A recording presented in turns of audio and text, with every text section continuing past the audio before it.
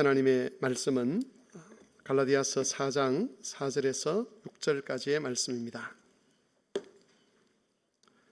갈라디아서 4장 4절에서 6절까지의 말씀을 제가 봉독을 하겠습니다. 신약성경 305쪽쯤 되겠습니다. 갈라디아서 4장 4절에서 6절까지 말씀 봉독하겠습니다. 때가 참에 하나님이 그 아들을 보내사 여자에게서 나게 하시고 율법 아래에서 나게 하신 것은 율법 아래 있는 자들을 속량하시고 우리로 아들의 명분을 얻게 하려 하심이라. 너희가 아들이므로 하나님이 그 아들의 영을 우리 마음 가운데 보내사 아빠 아버지라 부르게 하셨느니라. 아멘. 구원이 무엇입니까? 라는 그런 질문을 받으면 선뜻 우리가 구원은 이것이다 이렇게 대답하기가 어렵습니다. 그것은 구원에 대해서 잘 몰라서가 아니라 구원이라는 것이 너무 크고 영광스럽기 때문에 그 중에 어느 것을 이야기해야 될까 망설여지는 것이지요. 구원이란 무엇인가라는 주제로 우리가 지금 7번째 시간을 가지고 있는데, 처음 시작을 하면서 이렇게 시작을 했습니다. 구원이란 모든 고통에서 해방되는 것이다. 이것이 구원의 중요한 측면이긴 하지만 그러나 이것만으로 구원을 다 설명할 수는 없습니다. 그래서 성경에 보면 우리에게 일어난 구원을 이야기할 때에 때로는 하나님의 자녀가 되었다, 또 의인이 되었다, 또 어떤 곳에서는 하나님의 새로운 피조물이 되었다, 이런 식으로 여러 방식으로 설명을 합니다.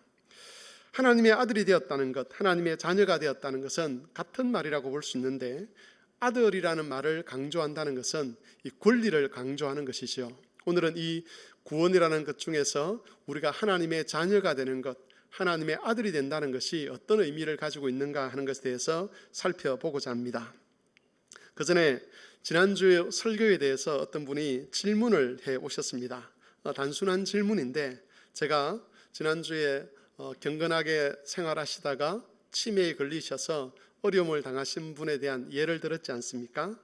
그 예를 들고 제가 결론을 아마 제대로 내려드리지 못했던 것 같습니다. 그래서 그분이 질문하기를, 경건 생활을 하던 분이 치매에 걸려서 하나님께 대한 의식과 기억을 잃어버리고 악한 본능에 따라 막말을 쏟아내었다면 그 사람도 구원받았다고 말할 수 있습니까? 라는 그런 단순한 질문이었습니다. 물론 우리는 어떤 한 사람의 구원에 대해서 단정적으로 말을 할 수가 없습니다. 여러분이 저를 보고 이상철 목사는 반드시 구원받았을 거야 이렇게 말을 할 수가 없는 것이지요. 한 사람의 구원이라는 것은 그의 겉모습을 가지고 이야기할 수는 없는 겁니다. 하지만 치매에 걸려서 바른 의지와 기억을 잃어버린 사람이 막말을 쏟아내었다고 해서 그가 이미 받은 구원이 취소되었다라고는 말할 수 없습니다. 바른 의지와 기억을 잃어버리게 하는 것은 죄 때문에 일어나는 불행한 현상입니다. 물론 이 말은 치매에 걸린 사람은 더 악한 사람이다 이런 말이 절대로 아니지요. 이 세상에는 아직 죄의 힘이 남아 있습니다. 그리고 그 죄의 힘이 모든 사람에게 영향을 끼칩니다. 그 중에 하나가 치매라는 병이지요. 그래서 믿는 사람도 치매에 걸려서 기억을 잃어버리고 의지를 잃어버리고 치매에 걸린 사람들에게서 나타나는 그런 좋지 않은 증상들이 나타날 수가 있습니다. 그러나 여러분, 하나님의 은혜는 죄보다 큽니다. 이 말은 우리 안에 일어나는 죄의 현상 때문에 그 죄 때문에 일어나는 그 어떤 현상도 하나님의 은혜를 취소시키지 못한다는 겁니다. 치매에 걸렸다고 해서, 또 치매에 걸려서 온전한 정신과 의지를 잃어버렸다고 해서 그가 온전할 때 살았던 그 경건한 삶이 의미 없는 것도 아니고요, 또 그의 구원이 취소되는 것도 아닙니다. 따라서 가족들 중에 또 본인에게 이런 일이 해당된다고 해서 그것 때문에 영적으로 너무 마음에 근심하거나 평생 짐으로 안고 살아갈 필요가 없습니다. 우리 엄마 아빠가 정말 경건했었는데 치매에 걸려서 정말 악한 말을 많이 하더라, 과연 내 부모는 구원을 받았을까? 그런 부담들을 가지시지 말라는 겁니다. 비록 이 땅에서 하나님의 구원이 완성되지 않는 상태이기 때문에 여러 가지 죄의 영향을 우리가 받고 살아가지만, 그러나 하나님의 은혜는 우리가 나타내는 죄의 열매보다 훨씬 더 크다는 것. 그래서 우리에게 허락된 하나님의 구원이 그런 순간순간의 죄 때문에 취소되지 않는다는 것을 꼭 기억하셨으면 좋겠습니다. 이제 다시 오늘 설교 주제로 돌아오겠습니다. 오늘은 갈라디아서 4장 4절에서 6절 말씀을 중심으로 하나님의 자녀가 되는 것, 하나님의 아들이 되는 것에 관해서 살펴보도록 하겠습니다. 오늘 설교대지는 세 가지인데 화면을 통해서 이 세 가지 설교대지를 같이 한번 읽어보겠습니다. 먼저 첫 번째로 하나님께서 우리에게 아들의 명분을 주셨습니다. 두 번째, 하나님을 아바 아버지라 부를 수 있게 하셨습니다. 세 번째, 하나님과 우리의 관계가 매우 견고하여 흔들리지 않습니다. 우리 설교를 기록하는 우리 자녀들은 요 세 가지로 오늘 설교를 할 테니까 요 세 가지를 중심으로 하나님 말씀을 들었으면 좋겠습니다. 먼저 하나님께서 우리에게 아들의 명분을 주셨다는 것에 관해서 살펴보겠습니다. 갈라디아서 4장 4절 5절 말씀을 다시 한번 같이 읽어보도록 하겠습니다. 때가 참에 하나님이 그 아들을 보내사 여자에게서 나게 하시고 율법 아래 나게 하신 것은 율법 아래 있는 자들을 속량하시고 우리로 아들의 명분을 얻게 하려 하심이라. 여러분, 이 말씀에서 하나님이 예수님을 이 세상에서 보낸 목적이 무엇인가를 우리에게 밝혀주고 있습니다. 그것은 우리들에게 아들의 명분을 주기 위해서입니다. 아들의 명분을 준다는 것은 우리를 하나님의 아들로 또는 하나님의 자녀로 입양하신다는 겁니다. 영적으로 보면 원래 우리는 하나님의 자녀가 아니었습니다. 오히려 우리는 하나님의 원수였던 마귀의 자녀들이었습니다. 또 우리 역시 하나님과 원수처럼 지내고 있었습니다. 그런데 그런 우리를 하나님의 자녀로 입양하기를 원하셨고, 이를 위해서 예수님을 이 세상에 보내어서 구원자의 일을 하게 하신 것입니다. 아마 여기까지는 대부분의 성도님들이 다 알고 있는 사실일 것입니다. 그렇다면 성도 여러분, 하나님께서 우리를 자녀로 입양하신 이후에 하나님은 어느 정도로 우리의 아버지 노릇을 하시려고 하시는 것이겠습니까? 부모 중에는, 또 아버지 중에는 좋은 아버지도 있고 좋지 못한 나쁜 그런 부모들도 있습니다. 그래서 어떤 사람은 아버지나 부모로부터 큰 상처를 받아서 그 관계를 완전히 끊어버리는 그런 사람들도 있지 않습니까? 그런 사람들은 하나님께서 우리의 아버지가 되신다는 이런 가르침을 크게 이렇게 은혜스럽게 받아들이지를 못한다고 합니다. 부모에 대한 좋지 못한 기억 때문에 하나님을 아버지로 인정하고 싶지 않다는 것이지요. 우리 하나님은 분명 좋은 아버지가 되실 겁니다. 그러면 여러분, 하나님은 어느 정도로 우리에게 좋은 아버지가 되고 싶어 하시는 것이겠습니까? 좀 질문을 바꾸면 하나님은 어느 만큼 우리에게 좋은 것을 주시려고 하는 것이겠습니까? 이런 질문에 대해서 가장 좋은 대답을 보여주는 내용이 예수님의 기도 속에 등장을 합니다. 요한복음 17장 23절을 같이 한번 읽어보겠습니다.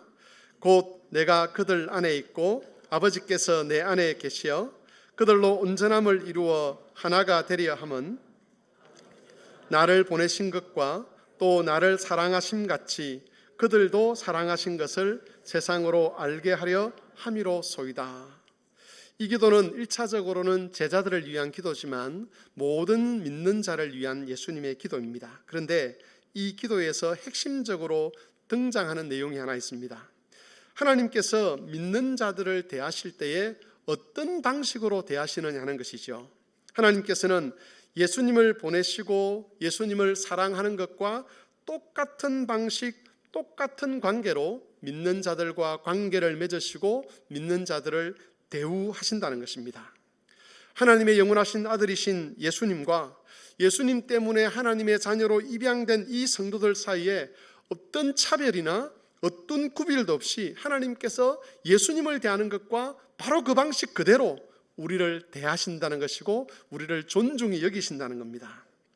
우리는 이 말씀을 통해서 하나님께서 우리를 하나님의 자녀로 삼으신다라고 말할 때 그게 단순히 법적인 문제를 이야기하는 것이 아님을 알 수가 있습니다. 법률적인 관계에서만 자녀가 되는 그런 식의 입양이 아니라는 것이죠. 우리가 하나님의 자녀가 된다는 것은 그리스도와 똑같은 위치에, 똑같은 지위에 세워지는 것과 같습니다. 저는 개인적으로 설교를 준비하면서 이 부분에서 전율을 느꼈습니다. 아마 은연중에 제가 이런 생각을 좀 하고 있었던 것 같습니다. 아무리 내가 하나님의 자녀가 되었다고 해도 어떻게 그리스도와 내가 똑같은 대우를 받겠는가?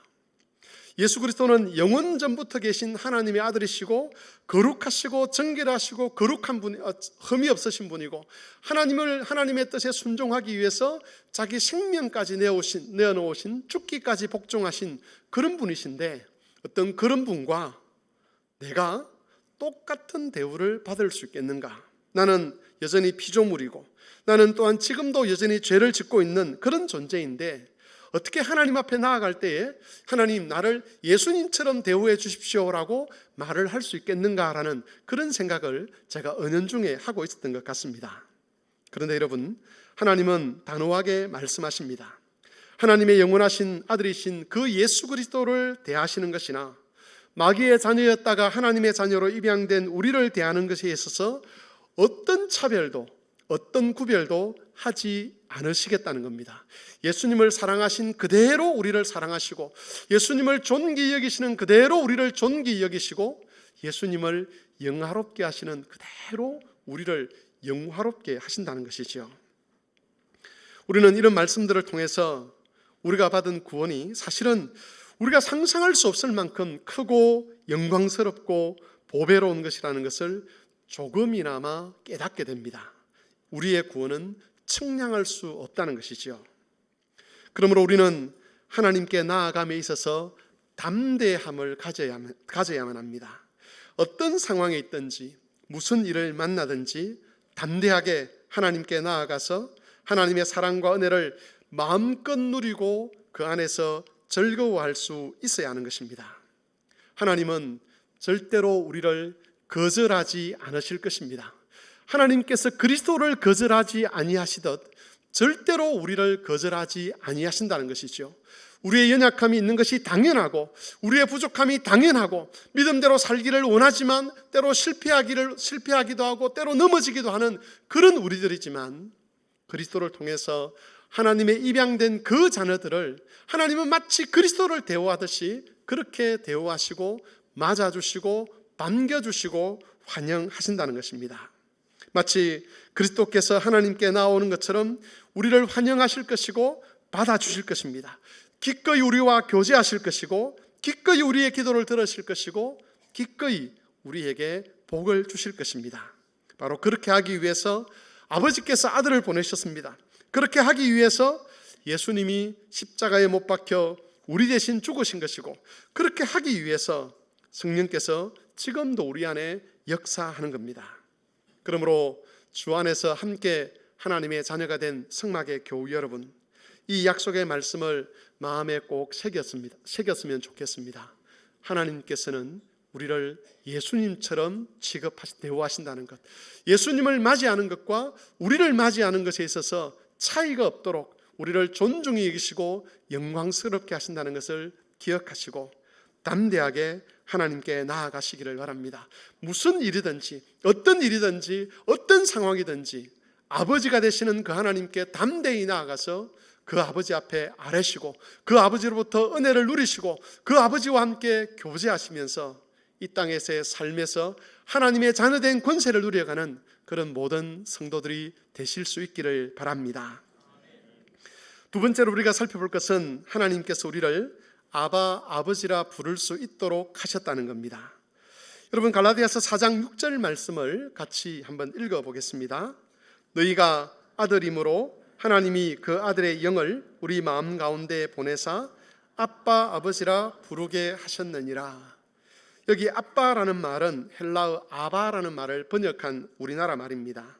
이 말은 그 당시에 어린 아이들이 자기의 아버지를 부를 때 사용하던 말이었습니다. 자기 아버지를 향해서 아바라고 한다는 것은 그만큼 친근하다는 것이죠. 그래서 우리나라 말 아빠와 비슷한 의미를 가지고 있습니다. 유대인들은 이 말을 하나님께 사용하는 것을 굉장히 꺼렸습니다. 유대인들에게 있어서 하나님은 거룩한 분이고 높은 신분이고 영광스러운 그런 분이기 때문에 하나님께 이런 말을 사용하는 것은 어울리지 않는다라고 그렇게 생각을 했던 것 같습니다. 하지만 예수님은 하나님을 향해서 아바라고 하는 일에 주저함이 없었습니다. 유대인들과는 달리 예수님에게 하나님 아버지는 아주 친근한 분이었다는 것이지요. 그런데 여러분, 이 단어는 단순히 친근함을 나타내는 데만 사용되는 단어가 아니었습니다. 이 단어 속에는 아버지의 뜻에 순종하기를 원하는 아들의 간절한 마음도 함께 담겨 있습니다. 마가복음 14장 36절 말씀을 같이 한번 읽어보겠습니다. 이르시되 아빠 아버지여, 아버지께는 모든 것이 가능하오니 이 잔을 내게서 옮기시옵소서. 그러나 나의 원대로 마시옵고 아버지의 원대로 하옵소서 하시고. 여러분, 여기서 예수님께서 하나님을 향하여 아버지여라고 말하지 아니하고 아바 아버지여라고 그렇게 부릅니다. 십자가를 앞두고 예수님은 많은 큰 두려움에 쌓여 있었습니다. 십자가를 진다는 것은 죄인으로서 하나님의 심판대 앞에 서는 것과 같은 것이었습니다. 예수님은 거룩하신 하나님으로부터 죄인으로 정죄당하는 것이 얼마나 공포스러운 것인가를 아셨습니다. 그래서 할 수만 있으면 십자가를 피해 가기를 원하셨습니다. 그럼에도 불구하고 아들이신 예수님은 자신의 두려움을 넘어서 아버지의 뜻이 이루어지기를 원하셨습니다. 아들이 사랑하는 그 아버지를 위하여 자신의 삶을, 자신의 생명을 드리고 싶어 하셨다는 것이죠.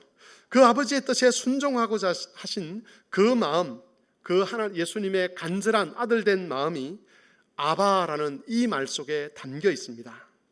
그래서 아바라고 부를 때 거기에는 하나님을 향한 친근한 마음뿐만 아니라 하나님을 지극히 사랑하는 예수님의 마음이 거기에 담겨 있는 것이죠. 하나님의 뜻에 순종하고자 하는 그 간절함이 이 단어 속에 담겨 있는 겁니다. 오늘 본문 말씀에도 보면 하나님께서 아들의 영이신 성령을 우리에게 주시는데, 이 성령께서 우리에게 오셔서 어떤 일을 하게 하시느냐 하면 하나님을 향해서 아바, 아버지라 부르게 하신다라고 그렇게 말씀하고 있습니다. 이때 부른다는 이 말은 로마서 8장에 보면 부르짖는다는 말로 그렇게 번역이 되어 있습니다. 실제로 이 말은 구약 성경에서는 하나님의 자녀들이 하나님께 기도하며 부르짖는 데 사용되는 그런 단어로 사용이 되었습니다. 여러분, 하나님의 영이신 성령께서 아들의 영으로서 오셔서 하시는 일이 있는데, 그 하시는 일이 뭐냐? 우리도 예수님처럼 하나님의 뜻에 순종하기 위해서 하나님을 향하여 아바, 아버지라 부르짖게 하신다는 겁니다.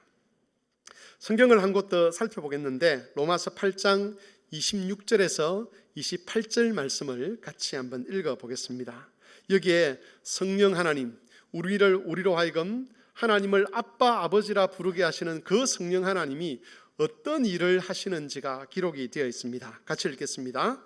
이와 같이 성령도 우리의 연약함을 도우시나니 우리는 마땅히 기도할 바를 알지 못하나 오직 성령이 말할 수 없는 단식으로 우리를 위하여 친히 간구하시느니라. 마음을 살피시는 이가 성령의 생각을 아시나니 이는 성령이 하나님의 뜻대로 성도를 위하여 간구하심이니라.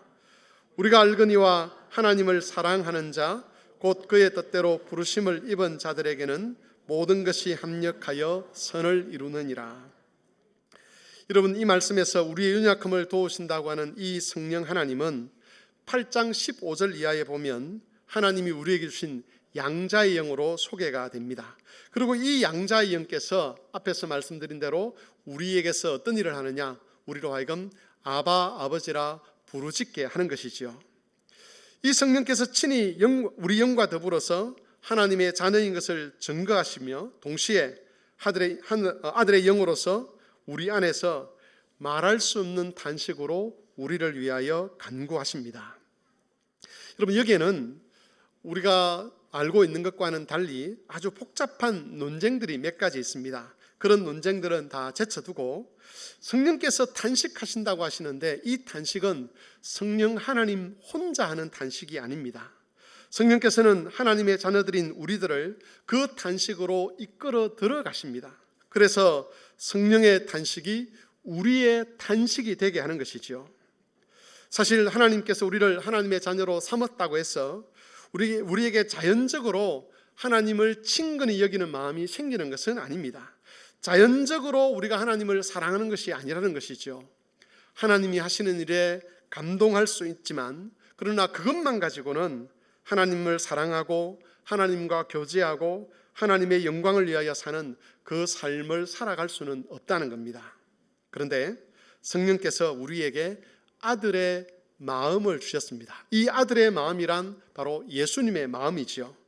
이 아들의 마음, 바로 그리스도께서 아버지를 사랑하신 것 같이 사랑하는, 하나님을 사랑하고자 하는 바로 그 마음입니다. 또한 하나님과 교제하고 싶어하는 마음이고 하나님의 영광에 참여하고 싶어하는 마음입니다. 이 마음을 성령께서 우리에게 주신 것이죠. 여러분, 이런 마음들은 우리가 법적으로 하나님의 자녀가 되었다고 해서 우리 안에 스스로 생기는 것이 아닙니다. 이런 마음을 주시는 분은 하나님의 영이신 성령이십니다. 성령께서 이 마음을 주셨기 때문에 우리도 하나님을 향하여 아바, 아버지라 부르게 되는 것이죠. 예수님이 그러하셨던 것처럼 하나님을 사랑하고 하나님을 위하여 살고 싶고 하나님의 영광을 드러내며 살고 싶은 그 마음이 비로소 우리 안에 생기게 되는 겁니다. 하나님을 사랑할 수 있게 되는 것이고 하나님과 교제할 수 있게 되는 것이고 하나님의 영광에 참여하여 그 영광을 위하여 살고 싶은 마음이 바로 이 성령께서 아들의 마음을 우리에게 주실 때 가능해지는 것입니다. 성령께서 주시는 이 마음이 기본이 된 상태에서 성령은 바로 자신의 탄식을 우리의 탄식으로 받아들이도록 인도하십니다.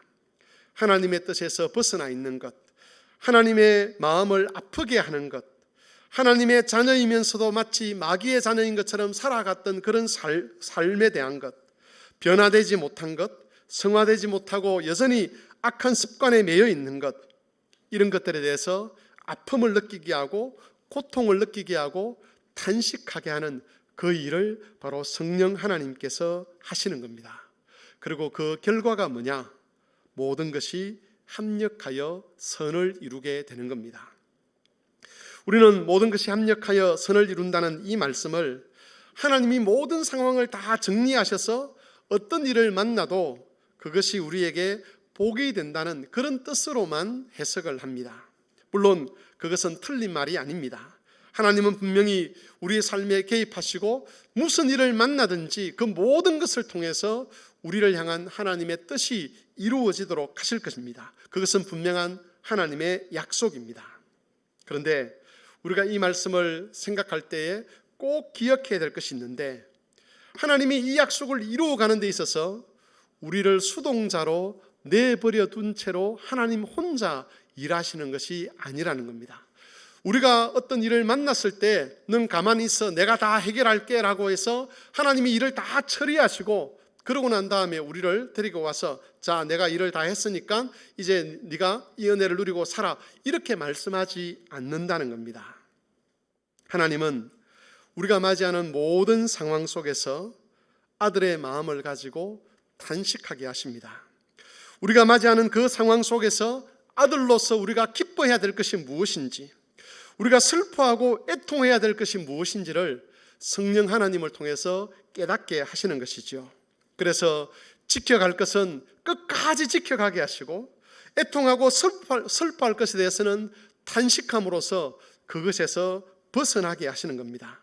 하나님의 영광을 위하여 기뻐하게도 하시고 때로는 슬퍼하며 애통하며 탄식하게도 하시면서 하나님이 뜻하신 것을 우리 안에 이루어 가는 것이죠. 성도 여러분, 우리가 하나님의 자녀가 되었다는 것은 단순히 신분이 변했다는 것만을 의미하지 않습니다. 하나님은 아들의 영을 우리 마음 가운데 보내셔서 아들의 마음을 갖게 하십니다. 예수님의 마음을 갖게 하십니다. 그 예수님의 마음이 우리 안에 충만해지게 되면 우리의 삶에서 기뻐하기도 하고 탄식하기도 하는 것이 생기는 것이지요. 예수님처럼 살게 되는 것입니다. 예수님이 기뻐하는 것을 기뻐하고 예수님이 기대하는 것을 기대하게 하고 예수님이 탄식하는 것을 탄식하고 예수님이 미워하고 혐오하는 것을 함께 미워하고 혐오하게 하시는 겁니다. 그래서 하나님의 자녀가 된 사람의 삶은 아주 역동적입니다. 거기에는 기쁨이 충만하고 힘이 넘칩니다. 소망이 가득 차 있습니다. 예수님이 그러하셨던 것처럼 적극적으로 하나님의 뜻에 순종하기 위한 헌신이 있습니다. 적극적인 순종과 적극적인 헌신과 그리고 그로부터 임하는 하나님의 은혜가 충만하기 때문에 그 삶이 위축되지 아니하고 세상에 짓눌리지 아니하고 어떤 일을 만나든지 무슨 상황에 놓이든지 그리스도께서 그러하셨던 것처럼 담대하게 그 상황에 맞서며 하나님의 뜻에 순종해 가게 되는 것입니다.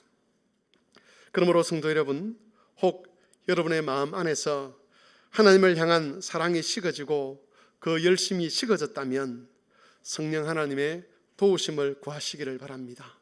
아들의 영이신 성령께서 기꺼이 우리 안에 오셔서 탄식하는 마음을 주실 것입니다.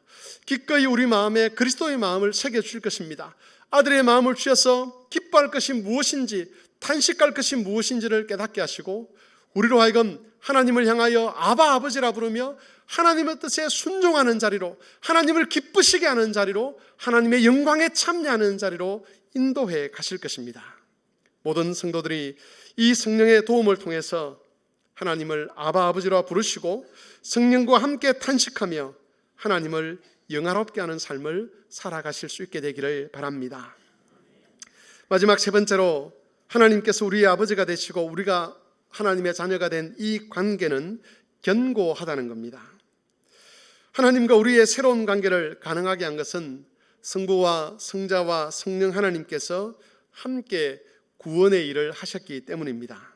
갈라디아서 4장 4절 5절을 다시 한번 읽겠습니다. 화면을 통해서 읽겠습니다. 때가 참에, 성경을 펼쳐서 읽겠습니다. 화면이 이제 나왔습니다. 같이 읽겠습니다. 때가 참에 하나님이 그 아들을 보내사 여자에게서 나게 하시고 율법 아래 나게 하신 것은 율법 아래 있는 자들을 속량하시고 우리로 아들의 명분을 얻게 하려 하심이라. 여기 보면 하나님께서 우리에게 아들의 명분을 주시기 위해서 그의 아들을 보내셨다라고 되어 있습니다. 아버지 하나님이 보내시죠. 여기에 성자 예수님, 하나님의 아들이신 예수님은 그 아버지의 뜻을 따라 이 세상에 보냄을 받아 오셨습니다. 그리고 아버지의 뜻에 순종하기 위해서 죄인으로 취급을 받아 십자가에서 죽으셨습니다. 또한 성령 하나님께서도 우리가 아들의 명분을 얻도록 하기 위해서 이 그리스도의 구속 사역을 깨닫게 하시고 우리로 하여금 그것을 믿도록 도우셨습니다.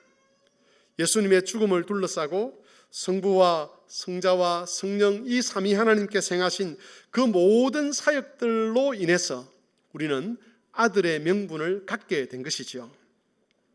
그렇기 때문에 만일 어떤 사람이, 어떤 존재가 이 아들의 명분을 취소시키고자 한다면 지금까지 행하신 하나님의 모든 사역을 부정하고 그것을 다시 원점으로 돌려야만 합니다.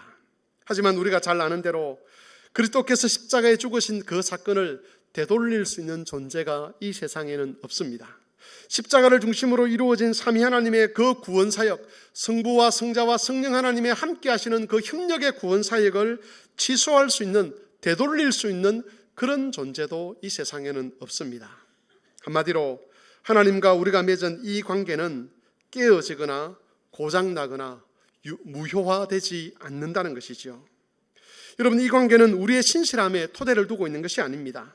이 관계는 하나님의 신실함에 토대를 두고 있습니다. 그래서 아무도 우리가 얻은 아들의 명분을 취소시키거나 빼앗아갈 수가 없는 겁니다. 그러므로 이 관계를 의심하게 만드는 어떤 유혹에도 흔들리지 마시기를 바랍니다.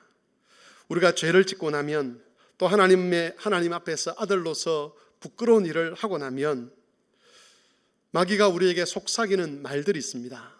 네가 그러고도 성도라고 할 수 있느냐? 네가 그러고도 하나님을 아버지라 부를 수 있겠느냐라고 우리에게 속삭이죠. 그러면서 우리를 더 깊은 영적 침체로 몰아가려고 할 겁니다. 뿐만 아니라 우리에게 어떤 힘든 일이 생기고 어려운 일이 생기고 마치 하나님이 없는 것처럼 되는 그런 고난과 환난이 닥쳐올 때도 마귀는 속삭입니다. 이런 일이 네게 일어난다는 것은 네가 하나님의 자녀가 아닐 수 있다는 증거가 아니겠느냐? 하나님이 너를 버리셨다는 것 아니겠느냐? 어쩌면 하나님은 내게 관심이 없는 것 아니겠느냐라는 그런 목소리를 가지고 우리를 찾아옵니다. 하나님의 신실하심이 끝난 것처럼, 아버지로서 하나님이 자기의 역할을 안 하는 것처럼 그렇게 속삭이지요. 성도 여러분, 그럴 때에 우리에게 아들의 명분을 주시기 위해서 성부와 성자와 성령께서 함께 일하셨다는 것을 기억하십시오. 그 일이 어제 있었던 일이 아니라, 그저께 시작된 일이 아니라, 한 달 전에 시작된 일이 아니라, 10년 전에 아니라 태초부터 하나님께서 그 일을 시작하셔서 지금 여기서 그 열매가 나타났기 때문에 내가 지금 하나님의 아들로 서 있다는 것을 기억하시기를 바랍니다. 특별히 하나님의 아들이신 예수님께서 우리가 받아야 될 모든 죄값을 대신 짊어지시고 십자가에서 죄인으로 죽으셨다는 것을 기억하시기를 바랍니다. 그래서 모든 거짓된 속삭임에서 벗어나시고 담대하게 은혜의 보좌 앞으로 나아가시는 그런 성도들이 되시기를 바랍니다. 말씀을 정리하겠습니다. 성도 여러분, 우리가 구원받았다는 것은 하나님의 자녀로 입양되었다는 것을 의미합니다. 하나님은 예수님을 대하는 것과 똑같은 방식으로 우리를 대해 주십니다. 마치 우리가 영원 전부터 하나님의 아들이었던 것처럼 우리에게 영광을 더입혀 주시고 우리와 교제하시고 기쁨과 평강 안에서 우리를 맞아 주십니다. 뿐만 아니라 하나님은 우리에게 아들의 영을 주셨습니다. 아들의 마음을 주셔서 하나님을 향하여 아바, 아버지라 부를 수 있게 하셨습니다. 하나님을 사랑하는 것 때문에 성령의 탄식을 우리의 탄식으로 삼게 하셨습니다. 하나님을 사랑하는 것 때문에 하나님을 영화롭게 하며 살게 하셨습니다. 우리의 삶과 삶의 수준과 가치를 그리스도의 수준으로 높여주신 것이지요. 그래야 우리는 무슨 일을 만나든지 이 아들의 영으로 말미암아, 그 탄식하게 하는 것으로 말미암아, 그리고 하나님을 사랑하는 것 때문에 변화되는 것으로 말미암아 모든 것이 합력하여 선을 이루도록 하는 것을 보게 되는 것입니다. 이런 하나님의 은혜를 기억하시고 흔들리지 않는 견고함 위에서 구원의 은혜를 누려가는 모든 성막의 교우들이 되시기를 바랍니다. 하나님의 말씀 생각하며 같이 기도하겠습니다. 하나님은 우리에게 하나님의 아들이라는 이름을 주셨습니다. 예수님을 대하는 것처럼 우리를 대해 주시고 예수님과 교제하고 예수님을 영화롭게 하는 것과 똑같이 우리를 그렇게 대우해 주십니다. 하나님 우리에게 아들의 영을 주셨습니다. 아바 아버지라 부르며 탄식하며 하나님을 영화롭게 하며 살 은혜를 주셨습니다. 이 모든 은혜를 기억하고 주와 더불어 살아가는 구원의 은혜를 누리는 우리의 삶이 되게 해주시기를 한 목소리로 기도하겠습니다.